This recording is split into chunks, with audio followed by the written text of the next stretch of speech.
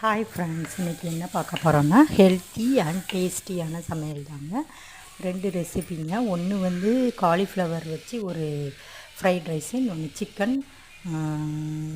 Chicken கருவேப்பிலை சிக்கனுங்க.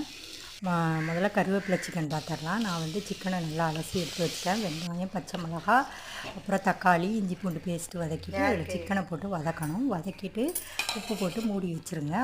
அதிலே தண்ணி இருக்கும், அதிலே நல்லா வெந்து ரெடி ஆயிருங்க. அதுக்கப்புறமா லாஸ்ட்டாக ஒரு பொடி ரெடி பண்ணி, கருவேப்பிலை பொடிங்க, அந்த பொடியை தான் மேலால் தூவி லாஸ்ட்டாக இறக்க போகிறோம். இந்த பொடி தாங்க அது. இது எப்படி பண்ணுறதுன்னு நான் சொல்கிறேன்.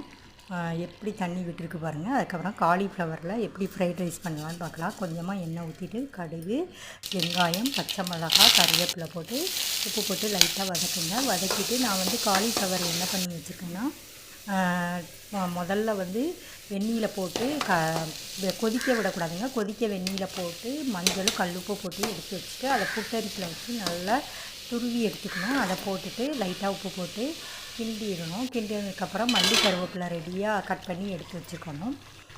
எடுத்து வச்சுட்டு அதுக்கப்புறம் பார்த்திங்கன்னா அந்த காலிஃப்ளவரில் நடுவில் ஃப்ரை பண்ணிவிட்டு அதில் ஓட்டை போட்டு அதில் 2 முட்டையை உடச்சி ஊற்றிடுங்க.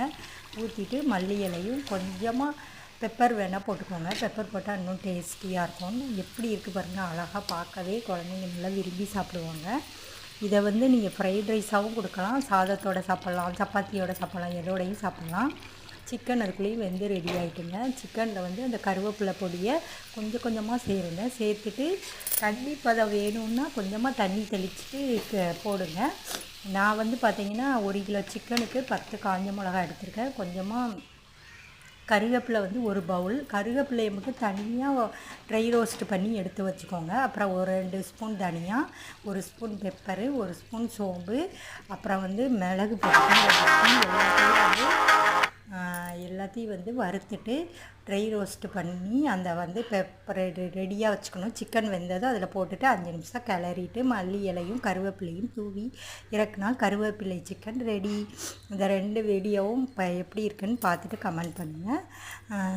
இது ஹெல்த்தி அண்ட் டேஸ்டியான ரெசிபிங்க. இந்த வீடியோ பிடிச்சிருந்தால் லைக் அண்ட் ஷேர் கமெண்ட் பண்ணுங்கள். தேங்க்யூ.